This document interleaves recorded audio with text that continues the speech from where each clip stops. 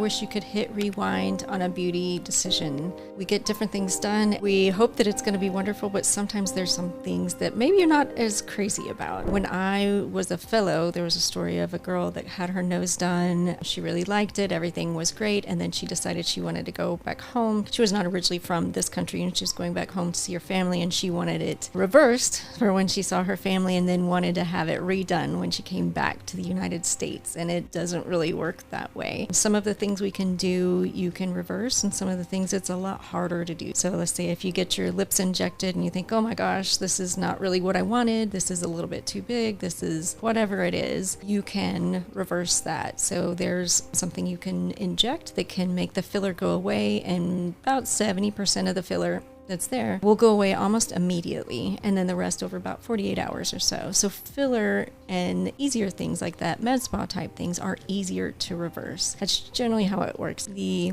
things that are easier to get are a little bit easier, and they say, oh my gosh, I just love this nose, it's so beautiful and I'm so excited, and this happened, because that's their passion. That's, you know, one of the things that they really do well. Like, you can tell then when that's something that somebody really does well, as opposed to somebody that maybe, yeah, I do rhinoplasty and I also do other things. You know, that's going to be a whole different thing, along with doing all of your research for that and undoing things with like facelifts, eyelid lifts, and brow lifts. Those can be more challenging. You can't necessarily undo those. You can fix them, you can make them look more natural, you can change things about them, you know, you can make almost anything better, but it's hard to undo them. So going to someone that does a lot of facial surgery and a lot of facial rejuvenation is super, super important. And doing brow lifts is very difficult. Making things go back down is kind of hard. Lip lifts, if you lift too much of the lip, there's only so much you can take out, and you can't really put it back in. These are things to take into consideration if you're thinking about having something done. Most of the time it's beneficial to try something that's a little bit less invasive and try it out and make sure that's what you want, and then go for the surgery, unless it can make the surgery harder. And that's when it's really important to have that consultation with a facial plastic surgeon. Make sure this isn't going to burn any bridges, and you can try it out, make sure that's what you want, and then you can go for something that's a little bit more permanent. And then you've built trust with that surgeon. You know their work, and you have a good idea of what to expect. So let me know if there is questions that you have about undoing plastic surgery or doing plastic surgery. I'm Dr. Angela Sturm. You can find me at Beauty Unveiled and www.drangelaSturm.com.